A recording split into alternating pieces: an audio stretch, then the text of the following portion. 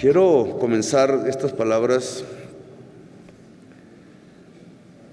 básicamente pidiéndoles perdón a ustedes como representantes del pueblo y al pueblo de Colombia por lo que ha acontecido en la UNGRD.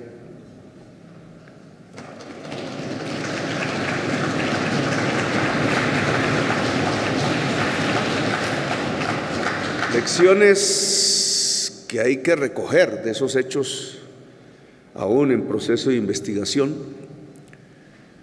El señor Olmedo nunca fue una transacción política de ningún grupo aquí presente ni ausente. Él viene de la izquierda, lo cual de la izquierda desde hace décadas, lo cual hace que tengamos que pensar que el tema de la corrupción no es un tema ideológico, no hay una barrera ideológica que divida a las gentes de la política, a la ciudadanía misma, entre fuerzas que no son corruptas y otras que sí lo son. La corrupción en Colombia en realidad es una cultura, atraviesa todo, está entre los más ricos, pero también entre los más pobres. Está entre quienes tienen más responsabilidades y quienes no las tienen. Obviamente hay una mayor responsabilidad en torno a la construcción de esta cultura de la corrupción, cultura entre comillas, porque no es una cultura, es una autodestrucción. Viene siendo mucho más responsable indudablemente el líder político, la persona que tiene peso dentro de la sociedad por alguna razón pública o privada, que cualquier ciudadano del común. No esperé de Olmedo una actitud como la que hemos encontrado. La administración está seriamente comprometida en recuperar los dineros y obviamente le corresponde a la justicia ese mismo hecho y la investigación. Que un hombre se degrade de esa manera es terrible. Muchos de sus amigos murieron asesinados en el empeño de cambiar a Colombia. Conocí la región de donde es natural, de donde nació, una región hermosa en Antioquia, muy hermosa, que hoy espero despegue muchísimo, liberándola de una minería que la puede destruir y acercándola a un aeropuerto que quiero comenzar a construir, que es el aeropuerto del café. Al parecer en el mes de agosto podemos, ahora sí, de verdad, después de tanto tiempo, comenzar esas obras que tendrían que ver con el desarrollo turístico de una zona increíblemente hermosa y que podría traer, después de que trajo el café y aún hoy con el café industrializado, mejores derroteros a partir del turismo. Olmedo no puede ser solo un mal recuerdo, sino una experiencia que nos tiene que enseñar permanentemente a tener la guardia levantada contra cualquier tipo de desabrupto contra el erario, contra los dineros del pueblo. Me cansé de estar esperando que las víctimas climáticas que hemos tenido en este gobierno y por montones y cada vez más tuvieran algún tipo de resarcimiento a través de la UNGRD, que para eso fue que se creó, y nunca llegó nada. Había otra agenda, los dineros iban para otra parte y el objetivo de esas otras regiones no era el que hubiera allí desastres o cosas parecidas, sino que era una manera de robarse el dinero. Y por eso tengo que pedir perdón, porque yo fui el que lo puse allí. Y en eso hay una responsabilidad política. Las teorías de la política siempre hablan de ello y tengo que asumirla. Y por eso les pido a ustedes, como representantes del pueblo y al pueblo, perdón, por lo que ha acontecido. que no puede repetirse y que tiene que indemnizarse a la víctima, que es el pueblo colombiano, en toda su integridad. Aquí quisiera hablar quizás de 3 temas, para no alargar demasiado el discurso y las decisiones que ustedes tienen que tomar en los minutos subsiguientes. Quiero hablar de economía, de paz y del problema social. En campaña prometí buscar las maneras de cambiar el modelo económico de Colombia. De un modelo extractivista a uno productivo. Cambiar la idea de que nos hacemos ricos extrayendo cosas que la naturaleza o Dios puso debajo del suelo, por la idea de que de verdad nos podemos volver ricos a partir del trabajo y de la transformación de las cosas en la producción. No hay sociedad que se pueda enriquecer que no trabaje. Trabajo que se va transformando a través del tiempo, de la historia. Antaño muscular, de hombres casi, hoy cerebral, intelectual. Lo que hace rica una sociedad cada vez más es lo que alguien llamó alguna vez en el siglo XIX el intelecto general de la sociedad. Lamentablemente el intelecto general de la sociedad colombiana ha quedado estancado desde hace mucho tiempo, cuando algunos congresos de los que yo participé votando en contra decidieron reformar la Constitución Nacional para congelar el crecimiento de los recursos de la educación pública en el país. Una vez para salvar banqueros, año 98 creo, 2000. Otra vez para hacer la guerra. Se cambiaron los libros por los fusiles y las bombas.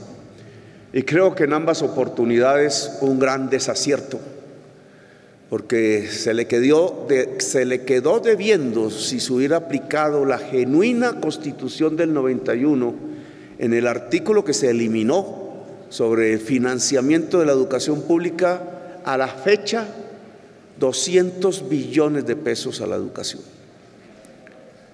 Otra sería Colombia, si esa cantidad de dinero realmente se hubiera invertido en la educación de la niñez, de la juventud, en la educación superior, en la calidad, en la posibilidad de elevar el intelecto general de la sociedad.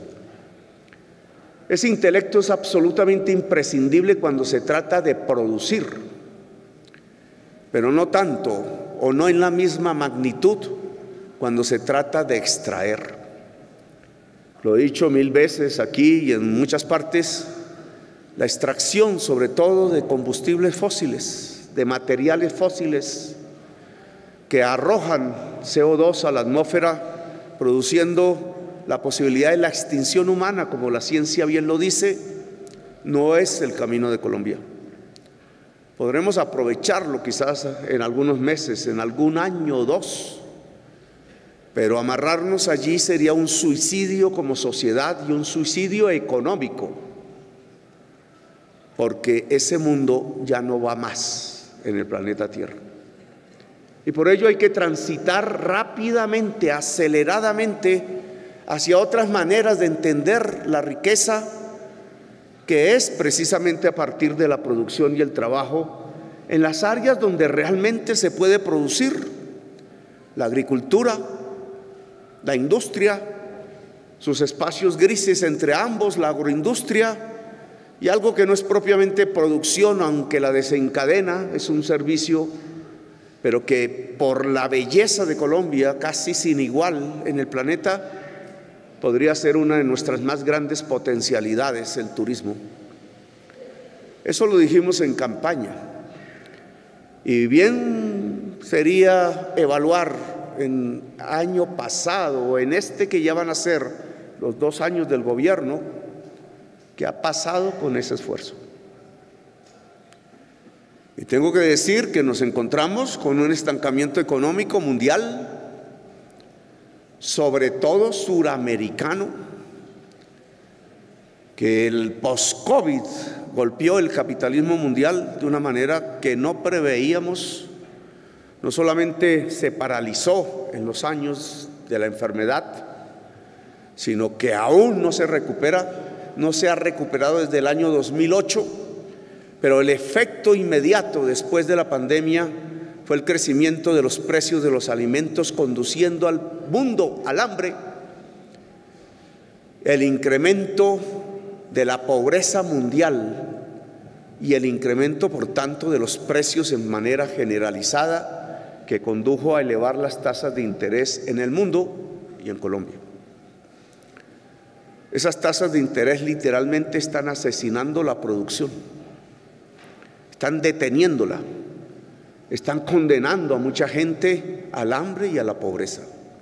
En Davos, donde asistí invitado, hablaban de la policrisis, una humanidad que entra a la guerra, una humanidad que en la guerra prueba la barbarie y la destrucción del derecho internacional humanitario, una humanidad en donde aumenta el hambre, en donde aumenta la enfermedad, en donde aumenta la desigualdad entre los seres humanos, en donde empieza a morir la democracia, trastocada por verdaderos regímenes cuasi fascistas que empiezan a ganar en uno y otro lado del planeta, con una crisis del proyecto democrático cada vez más profunda.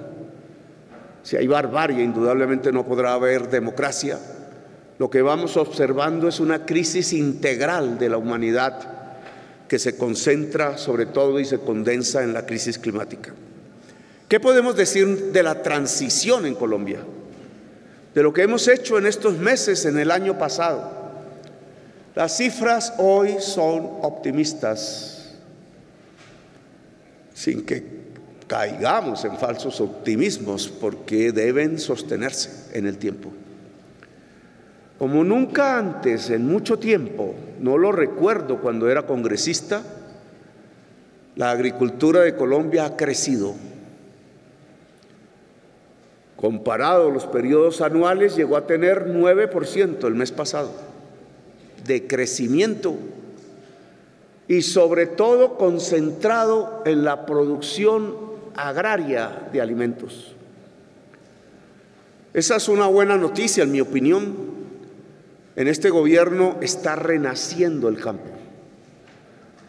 Me parece que es una de las mejores noticias que tiene Colombia. Por eso cayó el precio de los alimentos por debajo del promedio de la OCDE, y por eso, con orgullo, porque estas cifras son las que más me enorgullecen, lo hacía cuando era alcalde de Bogotá, es la estadística, en mi opinión, vital, central, estructural, los indicadores de la pobreza y de la desigualdad social. La verdad que si un gobierno hace crecer la pobreza, no puede ser calificado de buen gobierno. Y tenía mis temores sobre las estadísticas que recién aparecieron. Esas estadísticas de disminución de la pobreza, y me referiré más tarde a ello, tienen unos determinantes, uno de los cuales, el que pudimos controlar la inflación de alimentos, detenerla y lograr que incluso los alimentos en su crecimiento de precios fueran de las mercancías que menos lo hacen, y entre los países del mundo, Colombia, entre los países que menos ven crecer los precios de su alimentación, de la canasta básica familiar, como aquí popularmente se le conoce. Ahí hay un motor de la disminución de la pobreza en Colombia, y por tanto una de sus causas, no la única, se llama agricultura. Volver al campo, volver al surco bajo el sol, bajo el siglo XXI, no como antes. Me parece que es una buena invitación que este gobierno ha hecho, y en la cual me gustaría que el Congreso nos ayudara. En la agricultura hablamos de muchos temas, y hay uno en especial que me parece que tiene especial relevancia por lo que implica de justicia social, la reforma agraria. Desde el gobierno de Carlos Lleras Restrepo no se habla en Colombia de la reforma agraria. Hubo una ley, aún rige, la 160 en el gobierno de Gaviria, pero que en realidad en su aplicación, y lo ha demostrado todo este tiempo desde ese gobierno hasta la fecha, no sirve para hacer una reforma agraria. Nuestras normas, nuestra ley no permite hacer una reforma agraria. Peor aún con las decisiones de ayer que tumbaron uno de los artículos aprobados por ustedes en el Plan Nacional de Desarrollo y que trataba de hacer que los baldíos, las tierras del común, lo público, no fuesen avasalladas por manos concentradoras y muchas veces sanguinarias que se los han apropiado concentrando la propiedad de la tierra. Se cayó el artículo. Luego hoy no tenemos instrumentos reales para hacer una reforma agraria que no sea comprar voluntariamente por venta voluntaria la tierra. Este es un tema crucial para la paz. Este es un tema crucial para la violencia o la no violencia en Colombia. Este es un tema crucial para construir una cultura democrática y pacífica y justa en el país, o no hacerlo. Los congresos de Colombia, en realidad, desde los tiempos de Lleras Restrepo, antes, recordaría el de la Revolución en Marcha de López Pumarejo, y antes, indudablemente, algunos precursores en el siglo XIX, pero desde entonces los congresos de Colombia no se concentran en estudiar si es bueno construir justicia social en los campos de Colombia. Ustedes, como yo, quizás más ustedes, conocen sus regiones. Los que vienen aquí de territorios excluidos por siglos, no de las regiones ricas del país, sino donde está la pobreza de Colombia, que incluso está en la ciudad de Bogotá. Ha resultado ser que Bogotá es la ciudad más desigual socialmente de Colombia. Ustedes que conocen esa pobreza saben que si no se resuelve el problema de la pobreza y de la exclusión, hablar de paz es más un discurso, es carreta, es retórica sin sentido. La paz en realidad no es la conversación entre grupos al margen de la ley. Cada vez que se hace eso, siempre aparece el espectro, el fantasma detrás. No habrá paz si el territorio excluido no deja de ser excluido. No habrá paz si el territorio excluido permanentemente por siglos no es invitado al progreso, al desarrollo a partir de la cultura de sus propias poblaciones. Y esos territorios son básicamente agrarios. Son territorios a donde el campesinado en general y los indígenas han ido acorralados huyendo por decenios de las violencias, de la expulsión de la tierra fértil. Colombia tiene una desigualdad social, dice la OCDE, la mayor del mundo.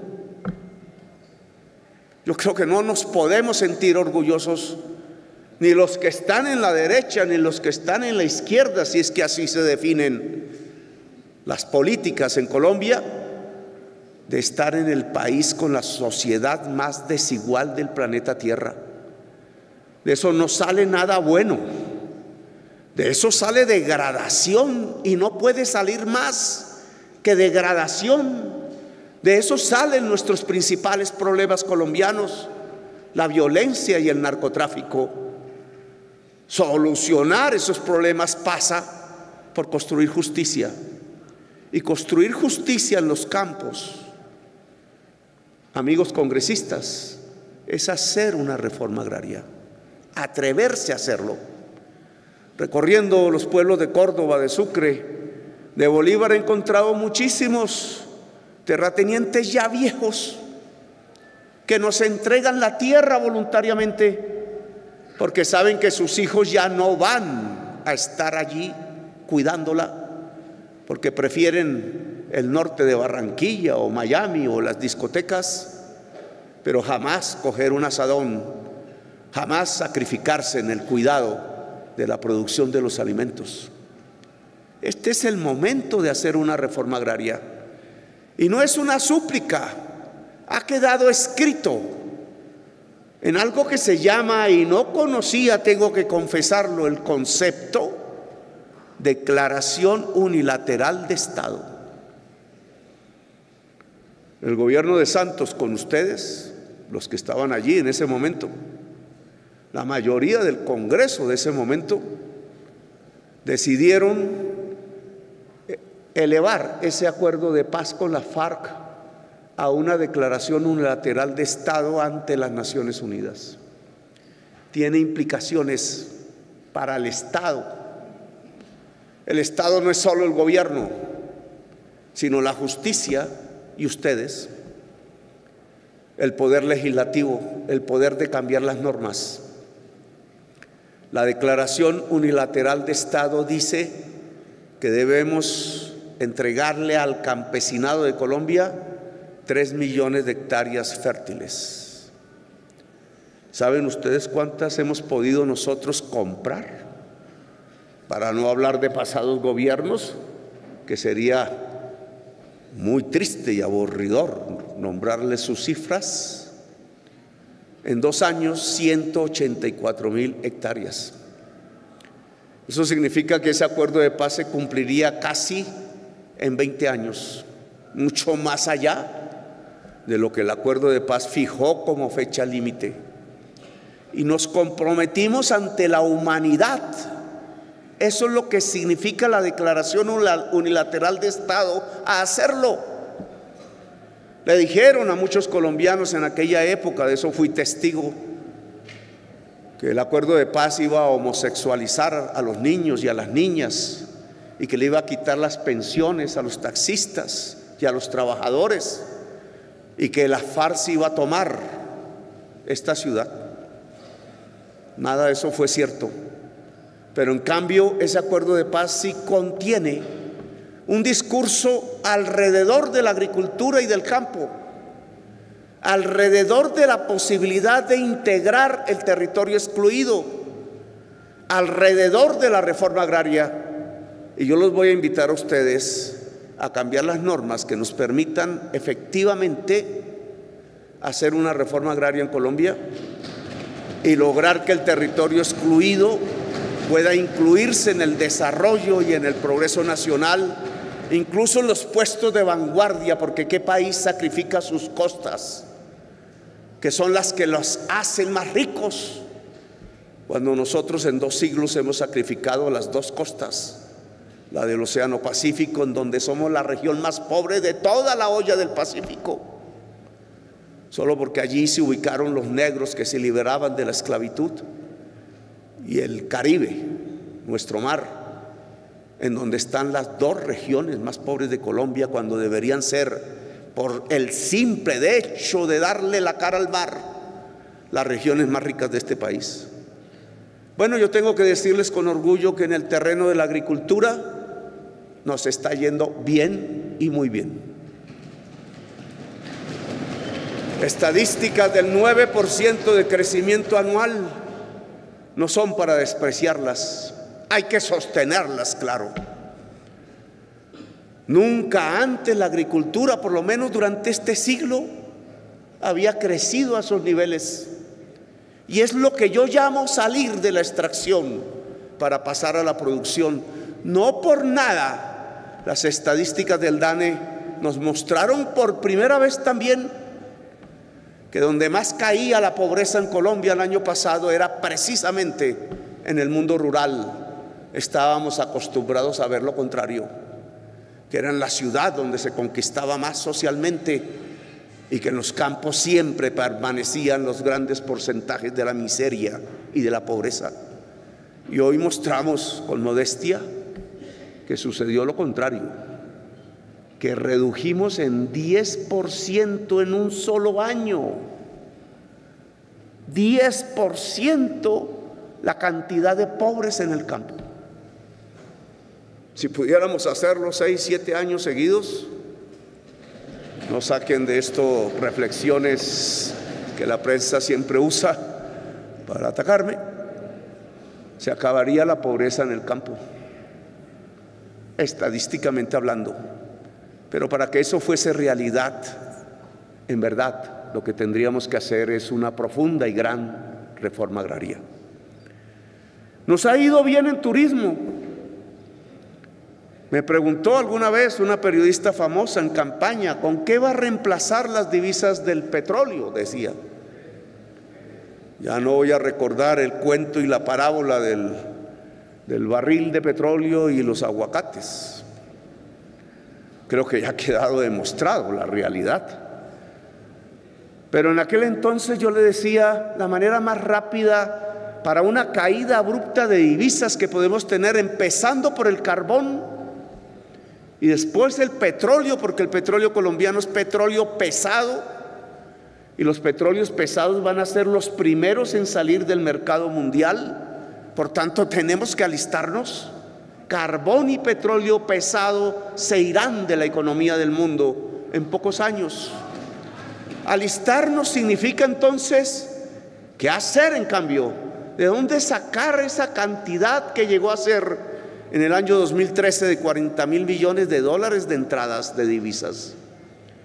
Y yo le contesté a la periodista, lo más rápido va a ser el turismo, porque es un país hermoso, Colombia, el país de la belleza.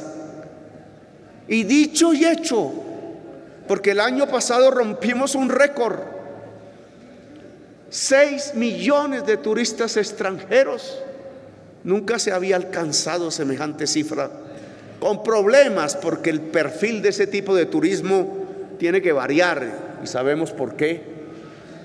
Porque viene en busca de otras cosas que no nos interesan, que la dignidad de esta sociedad no debe permitir, la dignidad de sus hombres y de sus mujeres. Pero estamos aumentando el turismo incluso este año sobre el año pasado, ya ha aumentado 7,3%, 7,3% por encima del año 2023. Y ya las estadísticas arrojan que las divisas que traen los turistas extranjeros, sumadas en un año, alcanzaron las divisas del carbón. Es decir, que la segunda rama en actividad económica más próspera de Colombia hoy es el turismo, la belleza de Colombia, turismo que indudablemente y normativamente tenemos que apoyar, cuidar y transformar, porque no sea autodestructivo. Pero es una promesa de campaña hecha y ya van dos. Reactivamos la agricultura y hicimos del turismo el segundo renglón económico de nuestras estructuras productivas y de servicios. Donde no nos está yendo bien es en la industria. Y básicamente porque la vivienda es un arrastrador de la industria, porque demanda el hierro, el cemento, las cerámicas, los productos químicos, los productos de madera, etcétera. La vivienda está atada a la tasa de interés. Ninguno de nosotros ni ninguno de ustedes va a comprar una vivienda sin pensar qué tasa de interés le van a cobrar por el crédito para poderla comprar. Yo aún estoy pagando la mía, que empecé a construir en el año 2011, y varias veces estuve a punto de perderla. Si la tasa de interés sube, no va a haber demanda por vivienda. Y la tasa de interés real en Colombia está subiendo, porque más rápido hemos bajado la inflación que el Banco de la República la tasa nominal de interés. Y ese desfase lo que provoca es que la tasa real de interés, que es la que importa en la economía, está creciendo, y al crecer está matando la demanda, sobre todo en los bienes más sensibles a esa tasa de interés. En primerísimo lugar, la vivienda, después el carro, la moto y los electrodomésticos. Y aquí entonces hay que producir un diálogo en Colombia. Es cierto que al elevar la tasa de interés estamos controlando la inflación que venía importada y que hoy ya no viene importada, sino que tiene dos motores especulativos, el de los arriendos y el de las generadoras eléctricas? ¿Por qué no más bien nos metemos a controlar el que no se produzca especulación inmobiliaria ni en la generación eléctrica, que tiene como primera afectación la región del Caribe colombiano? Ustedes y nosotros podemos lograrlo. ¿Sabían ustedes que una ley del año 93, 92 de servicios públicos, era yo congresista por primera vez aquí en este recinto, construyó una CREC poniéndole condiciones a los comisionados de tal magnitud, 6 años en cargo directivo, que no se pueden sacar los comisionados sino de las mismas empresas eléctricas privadas de Colombia?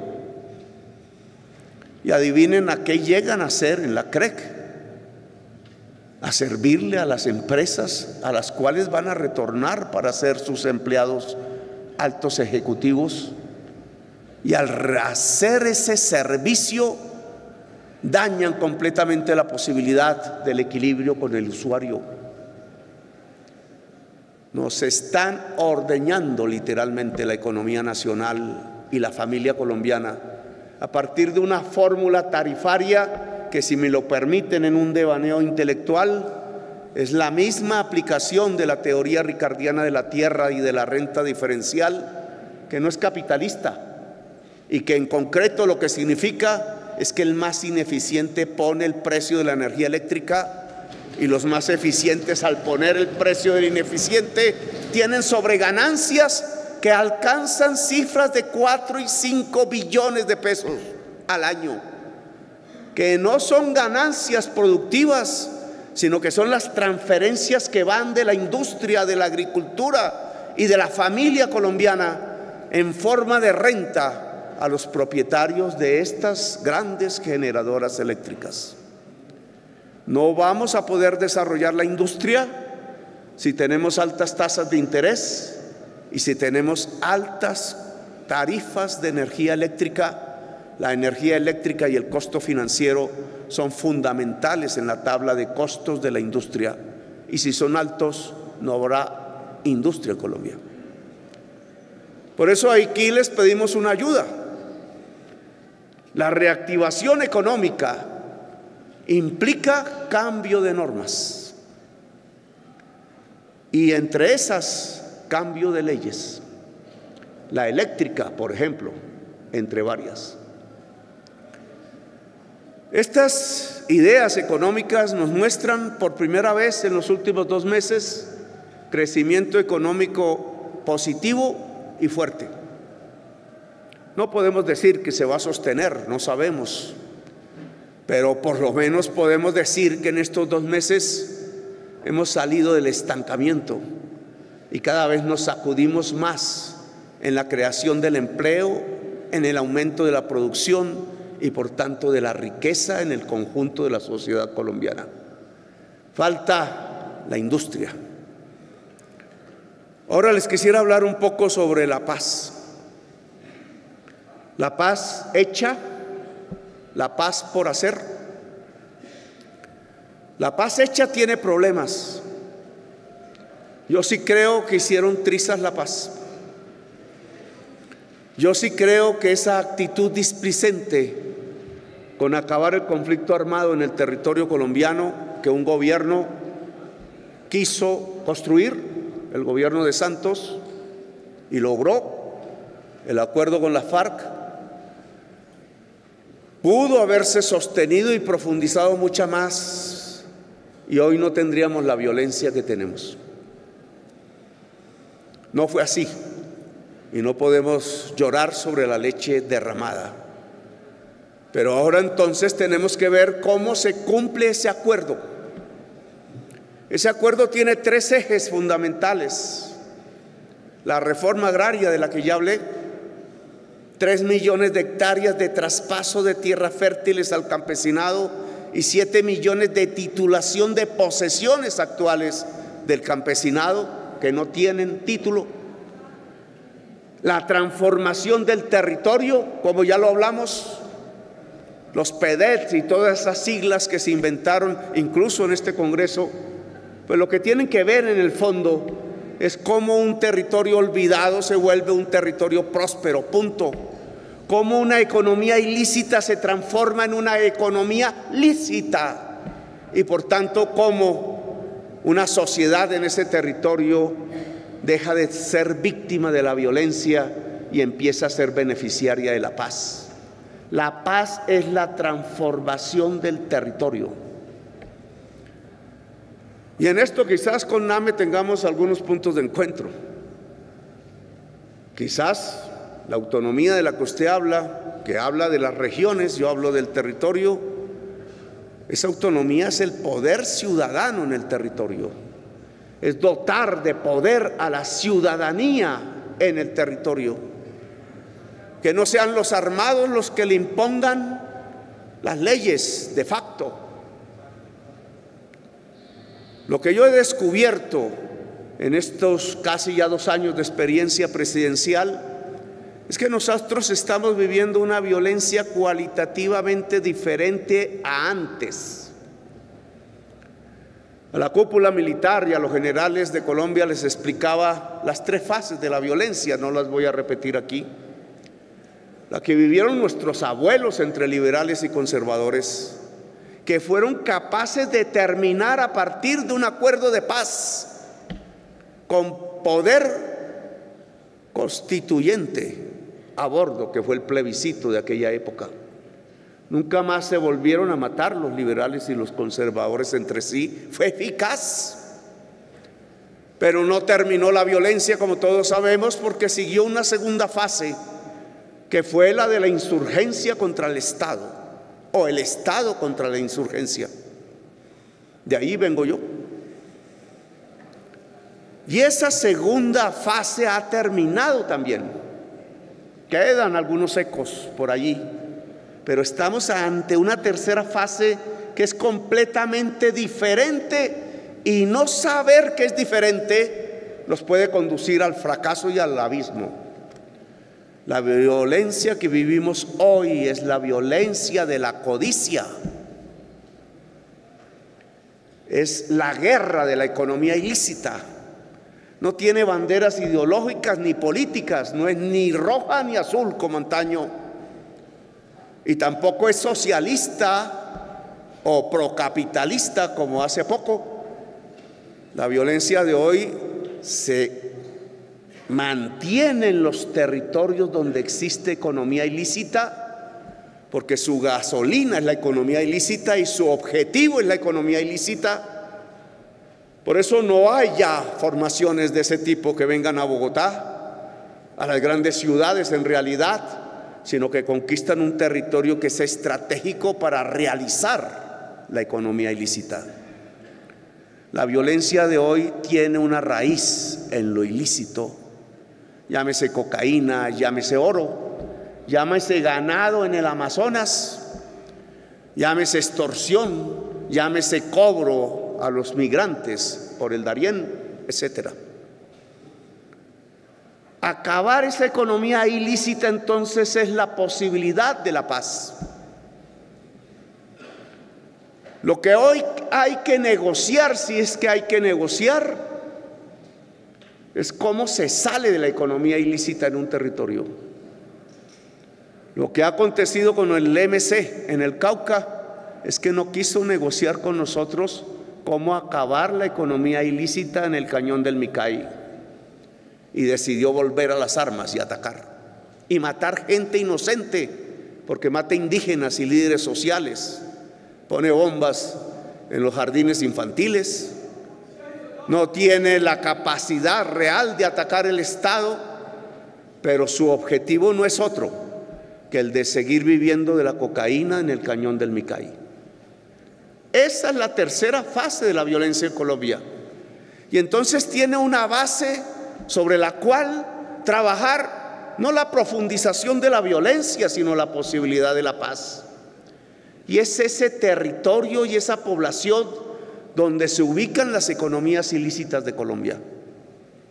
Tenemos un reto.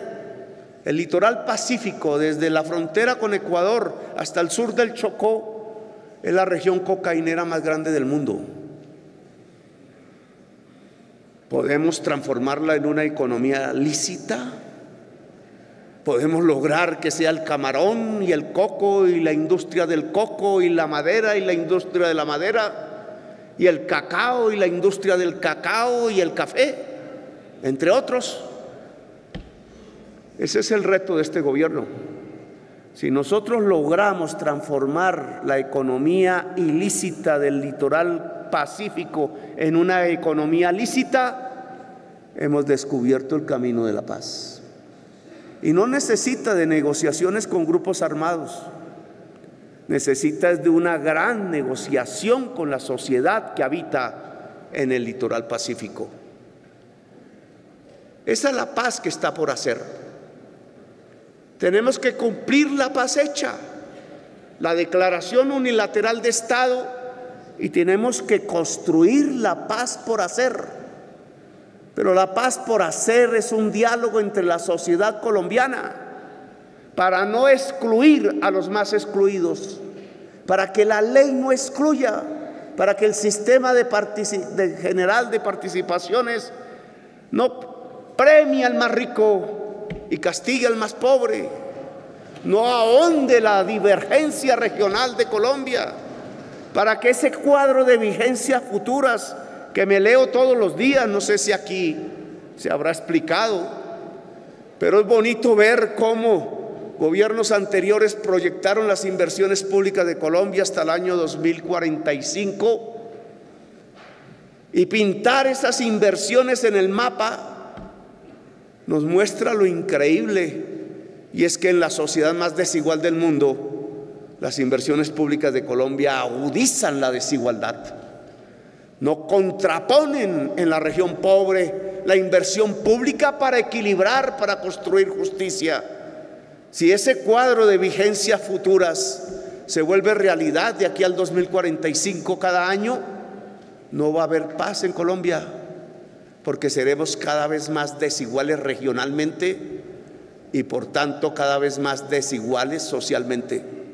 Este es un punto de reformas y de normas que tenemos aquí que discutir indudablemente, y yo estoy presto no solo a transformar el sistema de transferencias municipales, sino todo el sistema de la inversión pública, para que la inversión pública construya igualdad y no profundice la desigualdad, porque al hacerlo primero, lo que construimos es la paz. Vamos a presentar aquí un paquete de normas de cambio de leyes que agilicen la ejecución del acuerdo de paz con la FARC. Traeremos artículos de la reforma agraria. Traeremos la transformación de la Agencia Nacional de Tierras si es de ley, y si es de decreto, pues lo decretaré yo mismo. Traeremos las posibilidades de aumentar la inversión forzosa para la agricultura en Colombia, para la vivienda y para la industria de exportación y la industria de la economía popular. A algunos no les gusta el tema de la inversión forzosa, existe en Colombia. Se llama TDAs y están en el ámbito de la agricultura, y con eso es que se ha financiado el Banco Agrario y Finagro, y por eso es que tenemos tasas positivas muy buenas en la agricultura. Pero ¿por qué no lo hacemos en la industria? ¿Por qué no lo hacemos en la vivienda? Y yo les diría en el turismo.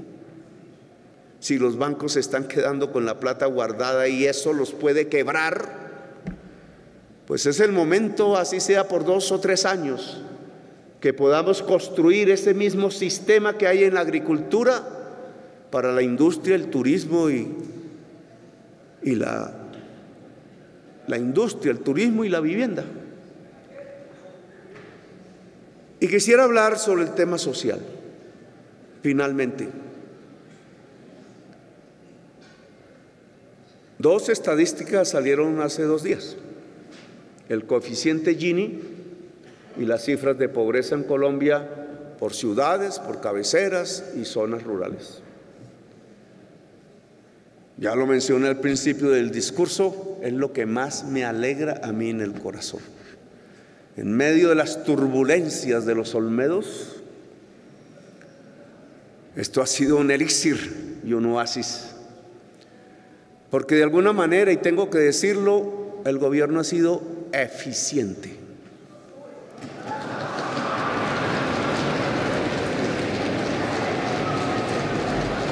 Eficiente es cumplir los objetivos que se propuso ante el electorado. Y nosotros nos propusimos reducir la pobreza y la desigualdad social. Eso fue lo que le dijimos a la gente, y mayoritariamente la gente votó por eso. Saben ustedes en qué regiones más y en otras menos. Pero esa mayoría electoral que me tiene aquí hablando ante ustedes en este pupitre que nunca había usado, porque usé esos durante 20 años, a mí me ponían allá en la cola para que no me viera, pero me hacía ver. Ahora lo que me tiene hablando en este pupitre es la promesa que hicimos a la sociedad colombiana: disminuir pobreza, disminuir inequidades, injusticias, desigualdad. Ese es nuestro programa. Y en ese programa, ¿qué se ha hecho en este año que pasó? El primer año de mi gobierno, medido por estadísticas. La desigualdad la mide el coeficiente Gini, se llama. Sería bueno explicarlo, pero no tenemos tiempo. Y la pobreza se mide a través de unas líneas que llaman de pobreza monetaria y de pobreza monetaria extrema.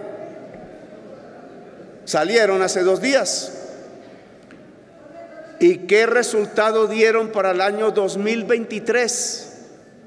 Año de estancamiento económico, 0,7 creció el PIB, donde los presagios malos eran los más posibles, porque en un país estancado económicamente, ¿qué puede pasar con la pobreza?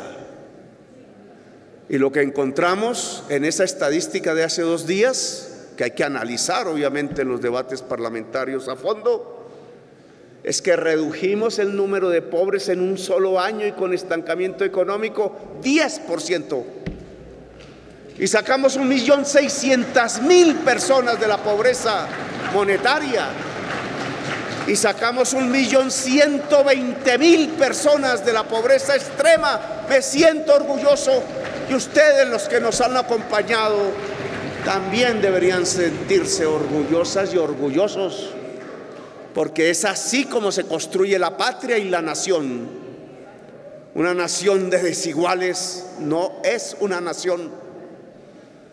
La nación, decía Rousseau, es un contrato social, y un contrato social es un contrato de convivencia y de paz, e implica que todos aquellos firmantes del contrato, hombres y mujeres, puedan vivir dentro de esa nación con dignidad. Eso no lo había alcanzado Colombia, y no lo ha alcanzado aún, porque venimos de cifras muy altas de pobreza y de desigualdad. La sociedad más desigual del planeta Tierra. 36% de pobreza recibimos del gobierno de Duque. Y ahora, en un solo año, sacamos esa cantidad de gente, millones de personas, tanto de la pobreza monetaria como de la pobreza monetaria extrema. Millones. ¿Cómo se hizo? Que es bueno para el análisis, lo harán ustedes profundamente en sus debates parlamentarios y en sus comisiones. Pero la estadística del DANE nos alumbra unas causas, unos por qué se pudo lograr. No fue por los subsidios, que entre otras disminuyeron, porque los subsidios del COVID se acabaron. el determinante más grande de la caída de la pobreza el año pasado en Colombia se llama, según las categorías del DANE, ingresos laborales. 8 puntos de 10, el 80% de la responsabilidad de la caída de la pobreza en Colombia se llama ingresos laborales. ¿Qué entiende el DANE por ingresos laborales? Pues indudablemente que haya aumentado empleo, que sí aumentó, pero en una cantidad que no determina una caída de la pobreza del 10%. Indudablemente tiene que ver, y eso lo hizo este gobierno, por el aumento sustancial del salario mínimo. Miren ustedes ese debate que todavía está. Sacaban por la televisión los llamados expertos, entre comillas, que son militantes de una agrupación política. Los llamados expertos decían: están equivocados los del gobierno al aumentar el salario real mínimo, porque eso va a causar, así lo dijeron, más desempleo y más pobreza. Y yo me encuentro con estas estadísticas que dicen es lo contrario. Los expertos dicen falsedades, acostumbrados a servir un tipo de acumulación de ganancia que se cifra y se centra es en una cuasi esclavitud. Alargar la jornada laboral, somos la segunda jornada laboral semanal más alta de toda la OCDE y al mismo tiempo somos el último país en productividad. Hay que amarrar esos dos conceptos de las estadísticas de la OCDE, porque ¿cómo podemos ser los que más trabajamos casi por semana de todos los países de la OCDE, pero al mismo tiempo somos los menos productivos, menos hacemos por hora? Esos dos conceptos están ligados, porque la idea de extraer ganancias a partir de expandir la jornada laboral es una idea del siglo XIX. Era así como sacarían las ganancias en el siglo XIX. Pero en el siglo XXI, el de la inteligencia artificial, las ganancias salen es a partir de la productividad. Es decir, que el trabajador pueda producir más por hora, gracias a la tecnología, al cerebro, al intelecto general aplicado a la producción. Y por tanto tiene la ventaja de reducir su jornada laboral, que ya en muchos países de Europa es de 36 horas y hablan de 30.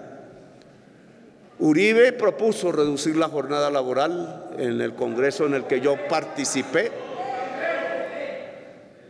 Yo voté por esa ley, no se preocupe.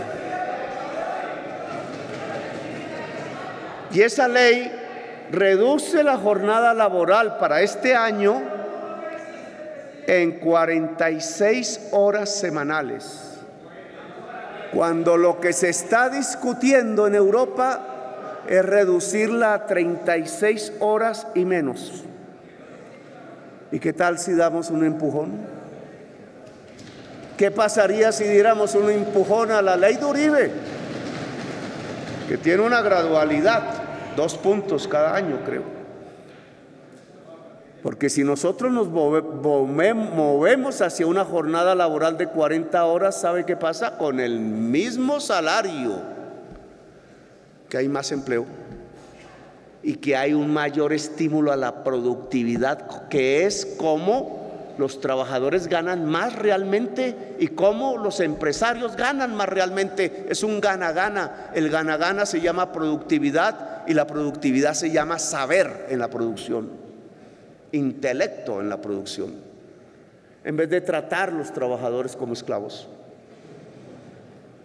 En mi opinión debemos cambiar el modelo. Es un asunto a debatir con ustedes, obviamente, porque se trata de una ley.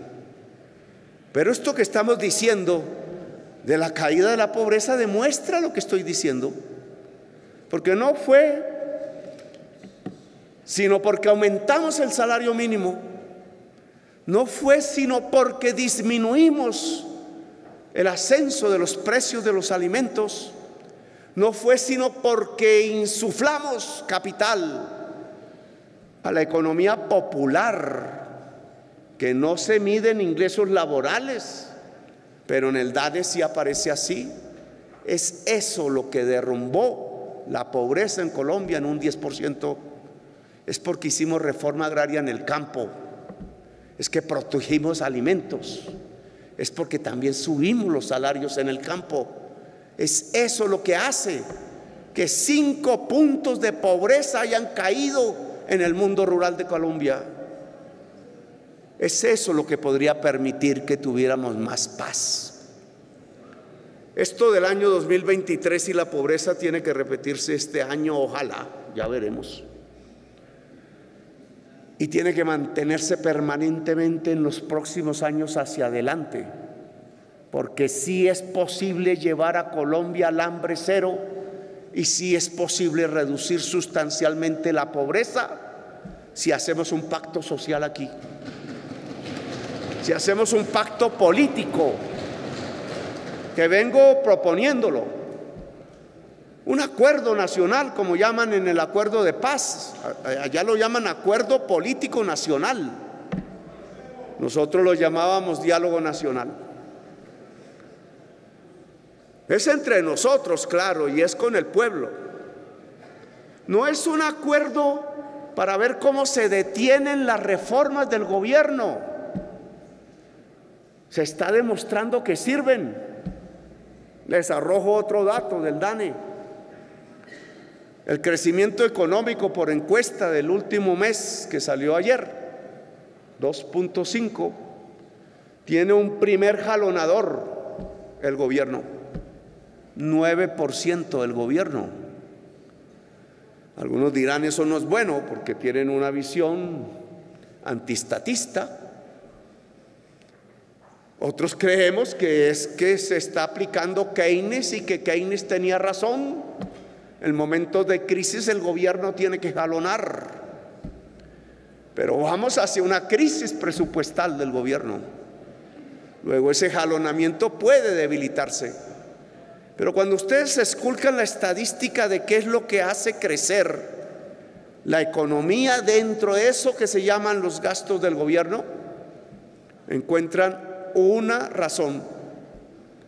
Las IPS, clínicas, hospitales, se han reactivado. La reactivación de las clínicas y hospitales está jalonando la economía nacional hacia arriba, a números positivos.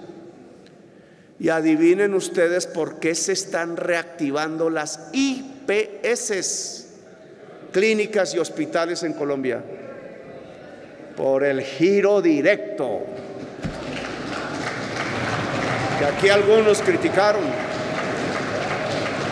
El giro directo a hospitales y clínicas está reactivando no solamente a esos hospitales y clínicas, sino es el mayor reactivador económico en Colombia. No estábamos en desacierto y por eso vamos a presentar de nuevo la reforma a la salud, altamente concertada, para su discusión de nuevo en el Congreso de la República. Nosotros el año pasado, cumpliendo nuestro programa, nuestra promesa, la ilusión que despertamos, hemos reducido el coeficiente Gini de la desigualdad social. Poco, pero lo redujimos.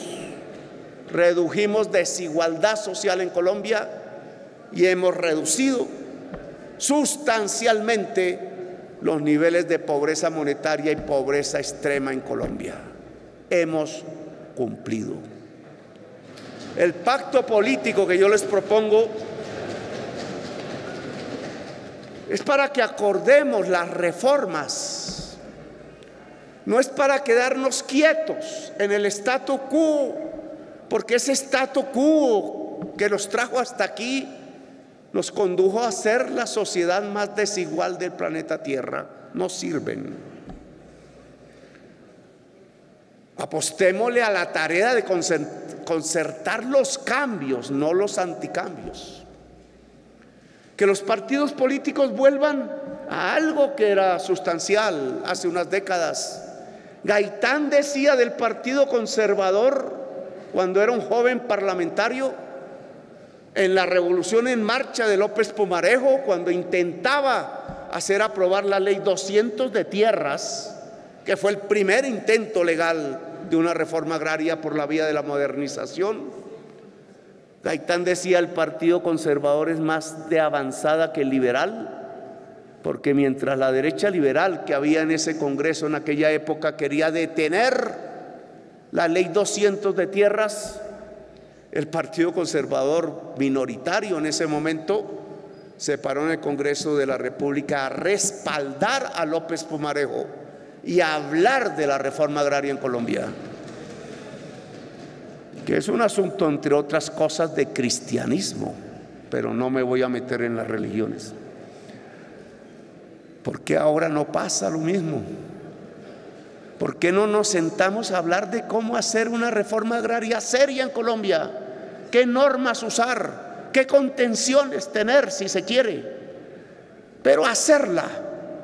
¿Por qué no logramos que este Congreso de la República con este gobierno pasen a la historia como aquellos de hace tiempos y podamos anunciarle al país que de verdad vamos a cumplir el acuerdo de paz y que vamos a crear las normas que permitan que 3 millones de hectáreas fértiles, deberían ser 15, puedan pasar a los campesinos y campesinas de este país?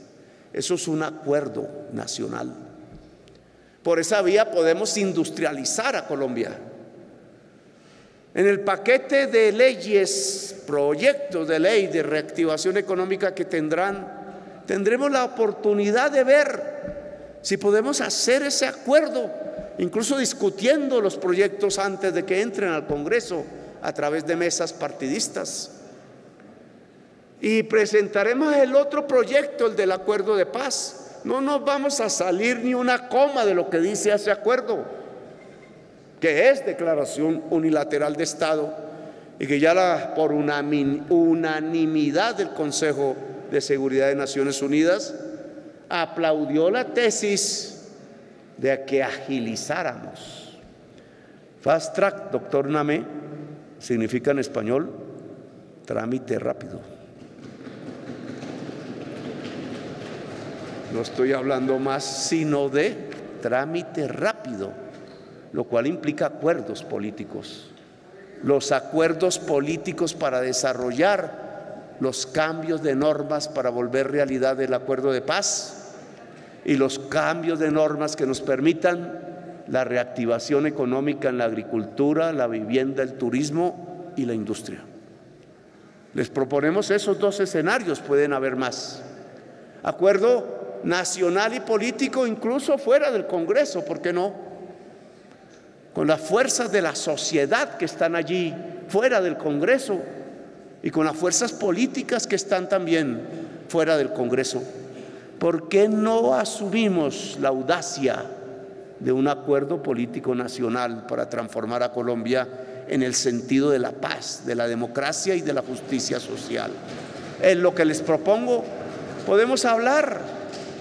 El parlamentario habla. Nosotros nunca nos hemos negado a un diálogo con parlamentarios, ya hasta nos sacrifican en la prensa por hacerlo.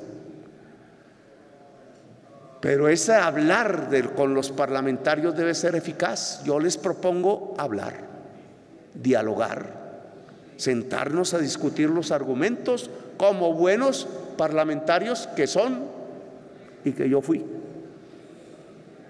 Tienen un presidente que fue parlamentario y que sabe qué es el Parlamento, el Congreso de Colombia, que no Parlamento, donde venimos a hablar y a usar el cerebro para argumentar y donde ese argumento transparente, sin cálculo, pueda llevarnos realmente a las verdaderas reformas que necesita Colombia, a la posibilidad de que esos territorios excluidos dejen de ser excluidos y sean prósperos, a la posibilidad de que este país de la belleza sea una potencia turística Y como dijimos en nuestra campaña, que Colombia, en vez de ser el lugar de la muerte, pueda ser el lugar de una Colombia potencia mundial de la vida. Gracias, muy amables, por haberme escuchado. Muchas gracias, señor presidente. Declaro, se me olvidaba lo más importante. Declaro instalado el periodo de sesiones ordinarias del Congreso de la República de Colombia. Hola, ¿te gustaría invitarnos a tomar un café? Una forma sencilla, pero significativa de mostrar tu apoyo y ayudarnos a continuar creando contenido es a través de una pequeña donación. Puedes hacerlo a través de Nequi. 322-935-0646. Recuerda, no importa la cantidad. Cada café cuenta y es profundamente apreciado. Gracias. Gracias.